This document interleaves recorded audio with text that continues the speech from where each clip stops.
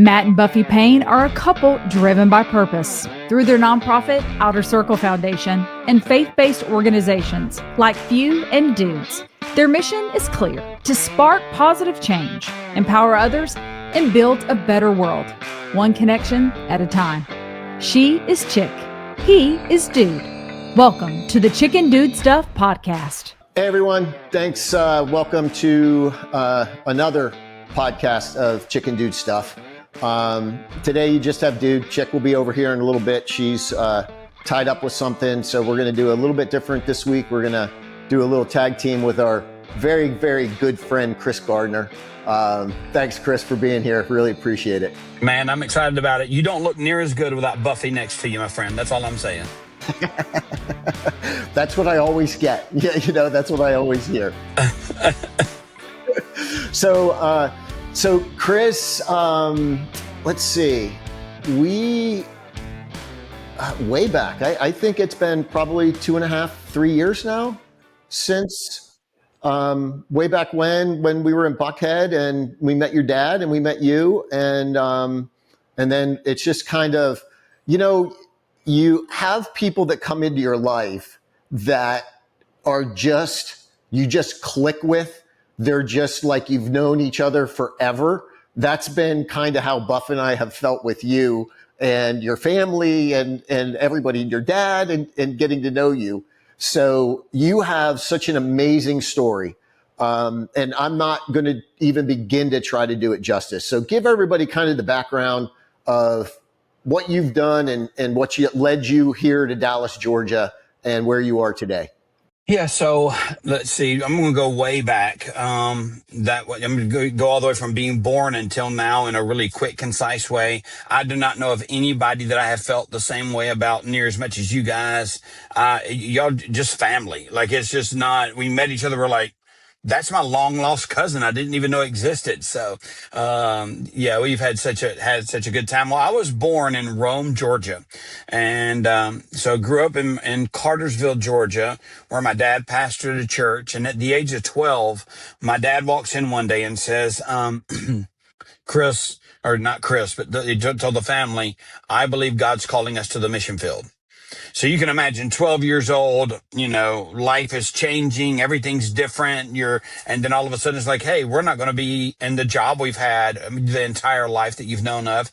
And so we ended up raising support and then going to Peru, South America, where we lived for a little over a quarter of a century. And I tell people all the time, Peru, I look white on the outside, but if you peel me, I am as Peruvian as they come because I grew up down there. Loved the fact I had a dad that just lived out what he preached. And if he felt the Lord was telling him to do something, it's pretty simple. You're just going to do what God told him to do. But we moved to Peru, South America, and grew up there. At the age of 18, I was pastoring a church, and my dad said to me, you ought to go back to the States to raise support.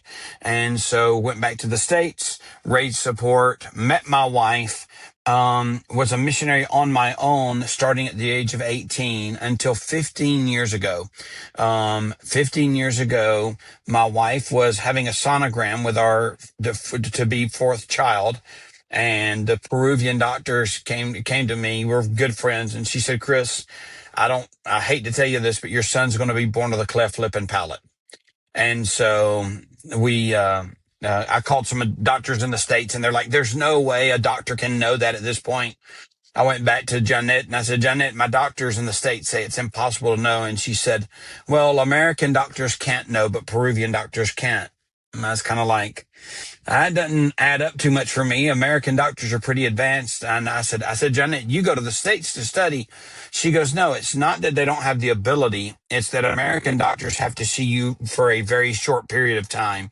She had spent 2 hours with my wife. She knew beyond a shadow of a doubt, came back to the States, was studying what is the best place in the country to land in. Because I'm not attached to America anymore. I'm like, do I go to Seattle? Do I go to Los Angeles? Do I go to New York? Do I go to Texas? Wherever. And we ended up, as we studied, we found out one of the top places in the entire world for cleft lip and palate surgeries was Atlanta, Georgia. And I was like, well, going back to the roots.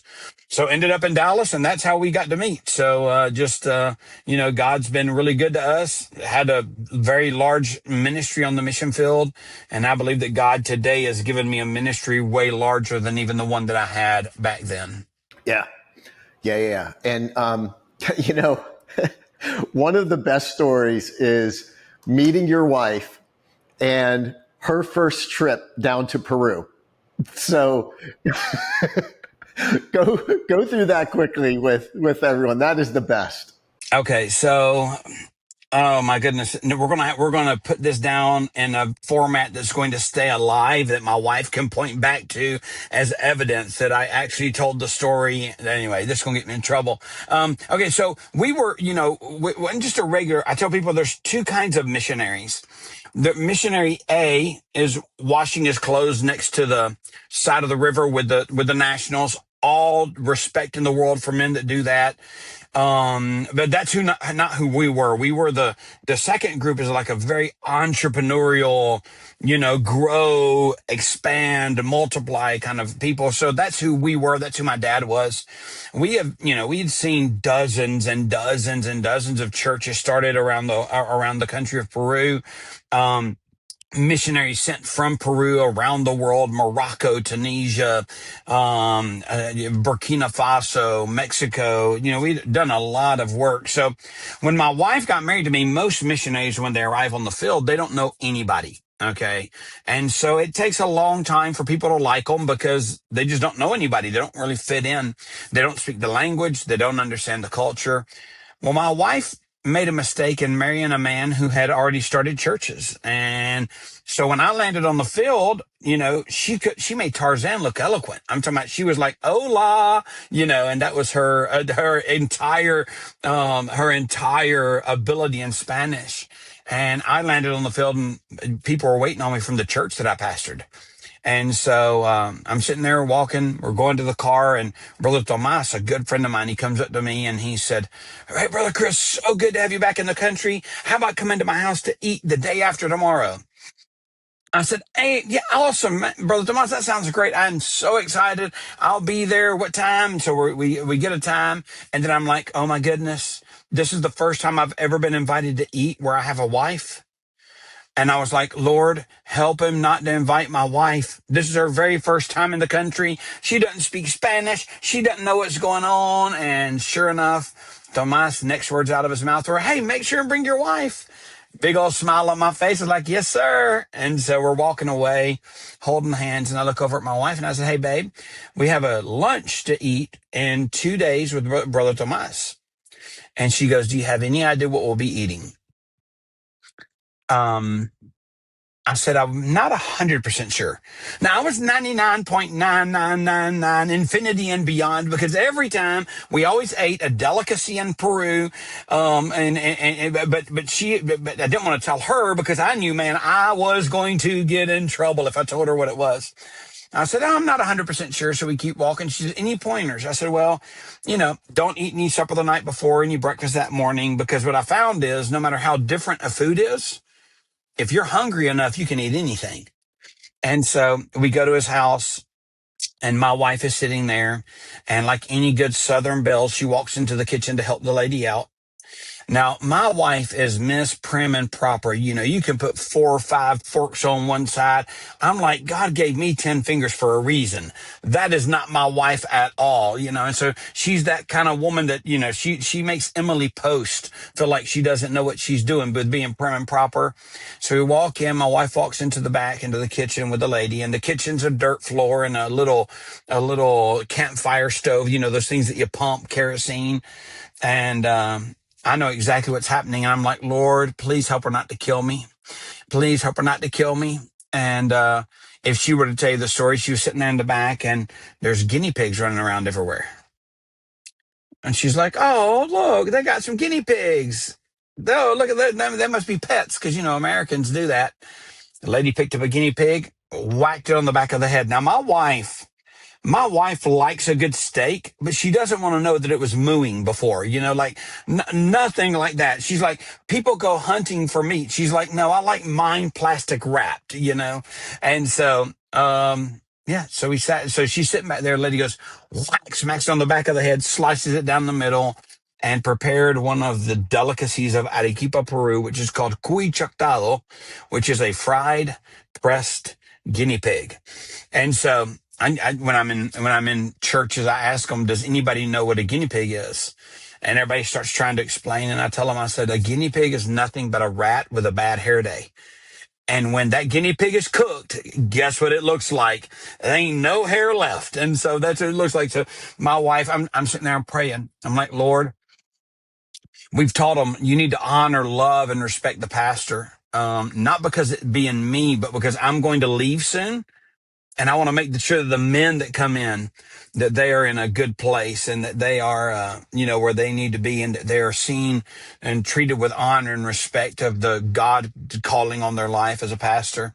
So I'm sitting there praying, Lord, help them not to respect my wife. Help them not to love my wife, because love and respect when you're eating in Peru means you get the biggest plate.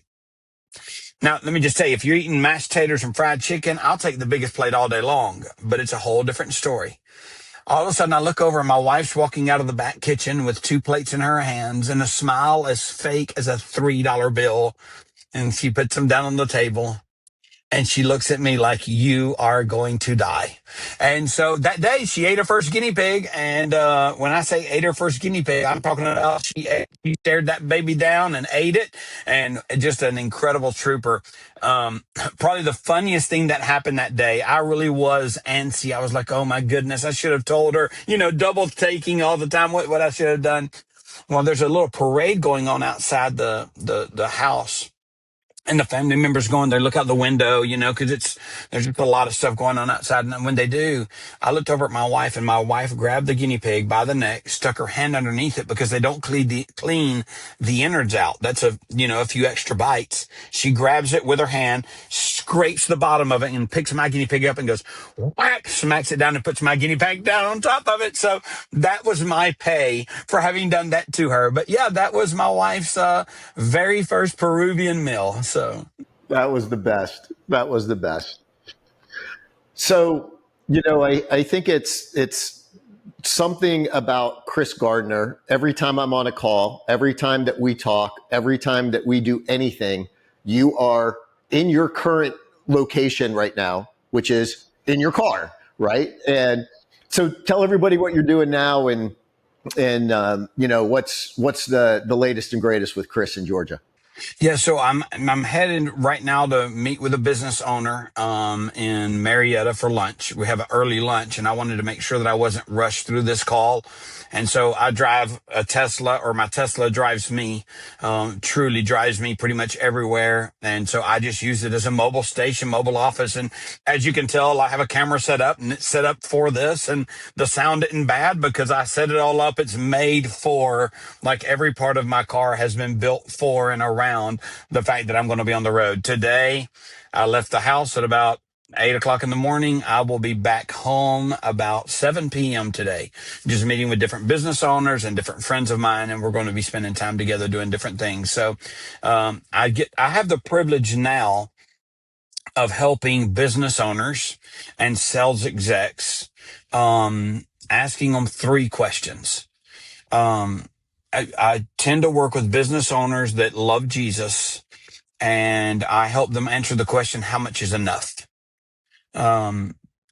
It's one of the things I love doing with people when I sit down at an office or a table with them. And I'll say, hey, I've got a headache, and I put 2 aspirin right here, and then I put 50 over here. Which of these piles should I take? And they look at me like, are you crazy? And I'm like, so you're saying that I could have more than enough? You mean too much of a good thing is not necessarily a good thing? So I help them figure out how much is enough, because in the world that we live in, the world has taught us that money is a trophy. It's something you hang on the wall. Look at my statement. Look at how many zeros are following. Look at how many commas I have. Look at what I can do. Look at what investment I put together. And for the Christian, your life should be so different than that. You should say, how much is enough? And then you go, okay, now that I know how much is enough, my next question is, how much is enough for my family? What is enough for my family? Because let me just tell you, your family is not better off if you leave them $10 million than if you leave them $1 million. They really are not better off, but because they also have not figured out what is enough. And then the third question I ask, where the rubber really meets the road, is this: how much is enough? How much is enough for your family? And the third question is, what are we doing with the rest, and why not now? And so that's my thing. Don't wait till you're dead to give your money away. I have some phenomenal friends who started off thinking it was a great idea that they're going to die and they're going to leave $20 million for charity. And I'm like, do you realize what people like Outer Circle are doing and how much they need today? They don't need it tomorrow. People with the PTSD, they're not sitting there going, well, we'll just wait for people to pass away. That's not what people do. And so my goal is to work with people to help them understand that they are not owners. They are stewards. Money is not a tool. Money is not a trophy. Money is a tool. My goal is to get them into that mindset. Does not mean that they don't have enough to live. Does not mean that they don't have enough to play. What it means is that you have understood that the money that God has given to you, he's given it to you as a tool, not as a trophy. Don't hang it on a wall. Don't put it in a statement. Let's make a dent in the world. Because I believe if the Christian world would stand up and say, we're going to view money as a tool and not a trophy, it would totally revolutionize the world that we are in. We would be the salt and the light that we are commanded to be because of what Jesus has done in our life and how we live counterculturally with the money that God has given us. That was way too long. I hope I hope that makes sense to what we're doing now. Oh yeah. And, Mark Jordan just had a great sermon on that Sunday, right? Which is, God gives you the gifts. He gives you the gifts that you have so you can turn them around and be generous with those gifts, not be greedy and envious and stingy with those gifts, right? The scarcity mindset, and that's what I think a lot of people have. And we have had that at different times in our lives. And I'm sure we will continue to have that, but we look at it now in a much different light. And, you always go back to the parable of the lady who was getting ready to, lose everything. And she had one jar of oil, was instructed, go get more jars. And the only reason why the oil stopped was because she didn't have anything else to receive it in. So when you do get those gifts, be ready to receive them, be ready to do something with them, and be ready to share them, because that's what we have them for, and that's what they're there for. And abundance will come in all ways, shapes, and forms, as you know. Absolutely. It's a beautiful way of putting it. And that is, I believe that if Christians were to live counterculturally with their money, and it's not just a tithe. If we were to look at our money as a tool, it would totally change every single thing about our country. It really would. And so, that's my goal, is to do that. And what we have to do is we have to redefine what is normal. Okay. And so when you look up normal, hey, I'm wealthy. Let me look up videos on YouTube. Buy 73 insurance policies, borrow against your insurance policies. When you die, don't worry, there's no taxes. You are paying that insurance agent so much money to be able to do that. And what would happen if we were to just say, listen, I have enough. Now let me see. God gave me this. God gave me the gift. And, sometimes entrepreneurs have this idea that they created it. They did not create it. Last time I checked, I don't know of a single entrepreneur that woke up in the morning and said, please begin to breathe. have that heart beating again. Give me the mind that gives me the mindset that I need. I've not met anybody able to do that. The only one that can do that is our Father that is in heaven, and we need to redefine what normal is. So what I love is I get to work with people who don't view money like everybody else does.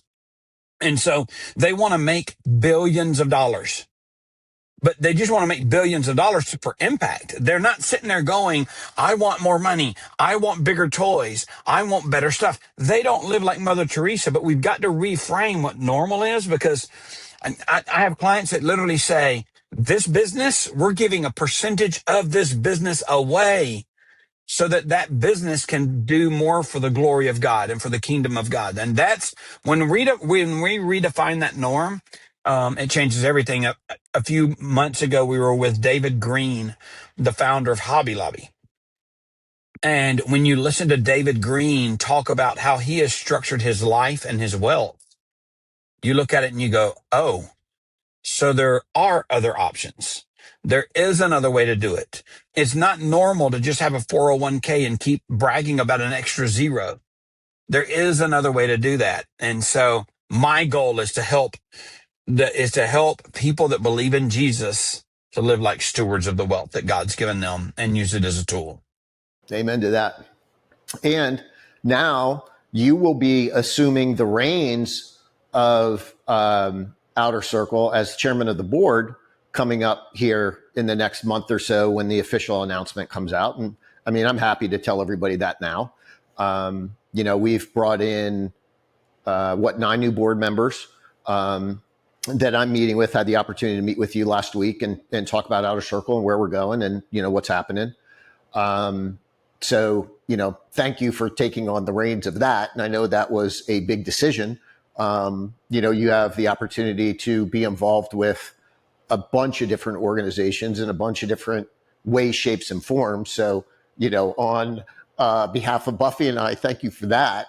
And we're looking forward to, where we go next with everything. Yeah, well, I'm so excited about it. I believe that what Outer Circle is doing is revolutionary.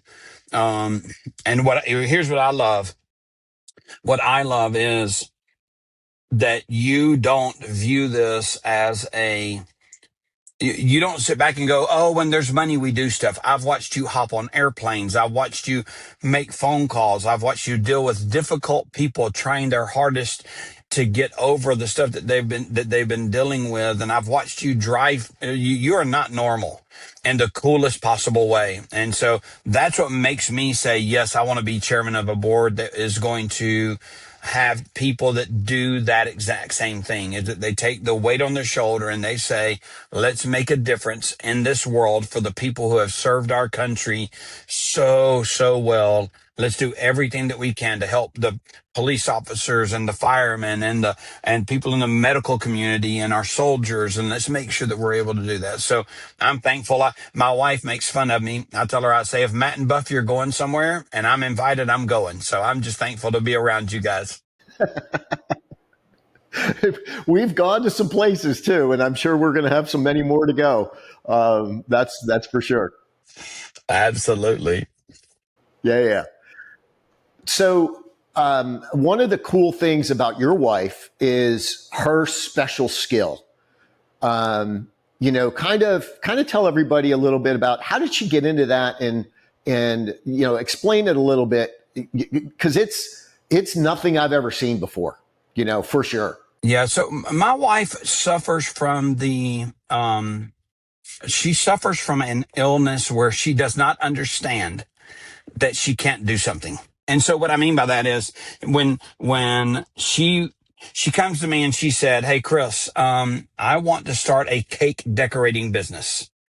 She said, I want to start learning to decorate cakes. And I said, nope. And she looks at me like, I'm not used to hearing you tell me no. Why? And I was like, I'm just not doing that, babe. You don't have normal tools. You are not the normal person. I'm not going to go buy a cake decorating kit for $50 and call it a day with you. I can't afford a hobby for you. And she goes, I really want to learn how to do it. And I said, well, here's the deal. I'm going to go down to Michael's. I'm going to buy you the $50 kit. That's the only tool I'm going to buy you. But you're going to learn how to do the cake decorating. And if you want the better tools, that's fine. You just can never use money from our budget to do that. I said, you're going to have to sell enough cakes to make that happen. And so there was this tool called Facebook out there back then. And she put her first cake up on Facebook. And oh my goodness, it went from there. But my wife's truly my wife's biggest problem is um, if she wants to do something, she will watch enough videos. She will ask enough people. She will do whatever it takes. So my daughter is getting married here in a little less than 4 weeks, Saturday, 3.5 weeks down the road from now, and had a bridal shower for her yesterday. And in her bridal shower, my wife went out and she bought chairs. I said, babe, how are you buying chairs? She goes, well, we're going to start a business renting chairs out.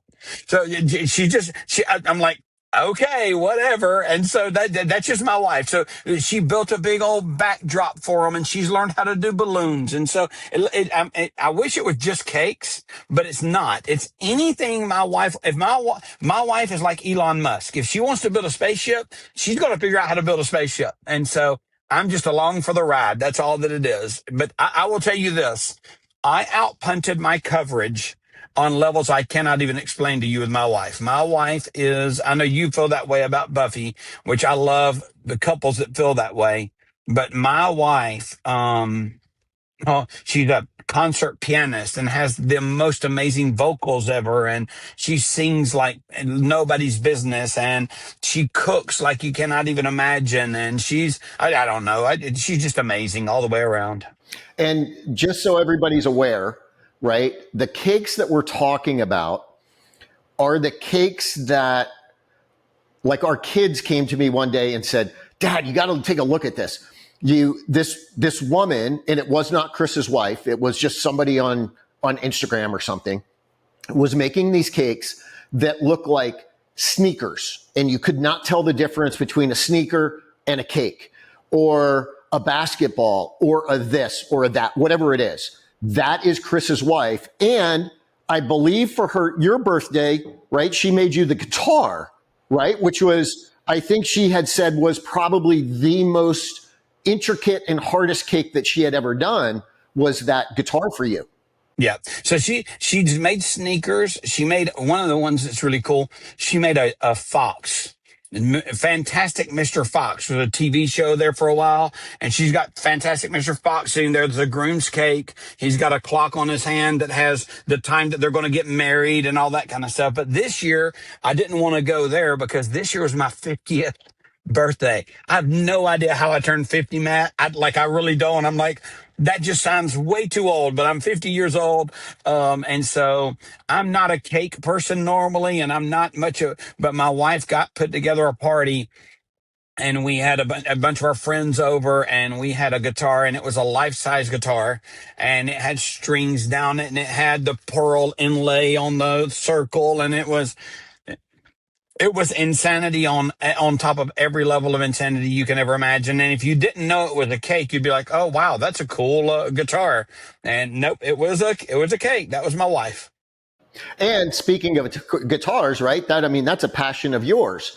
And how long have you been playing? And is guitar your only instrument, or do you play other things as well? When I first started, so when I was 18 years old, I took over a church, and that church had about 4 people going to it at that point. And so we needed music. And so I learned how to play the guitar.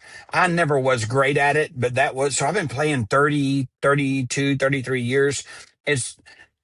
I love what I do on levels that I cannot explain. So me working long hours, it's like other people saying I play long hours. I love what I do. I do not feel like I work. Now, that doesn't mean I don't get tired. That doesn't mean I don't deal with stress. I'm not in no way a superhero, but I love what I do. but I do need to disconnect my brain from that world. And the only way that I do that, the way that I do that right now is with the guitar.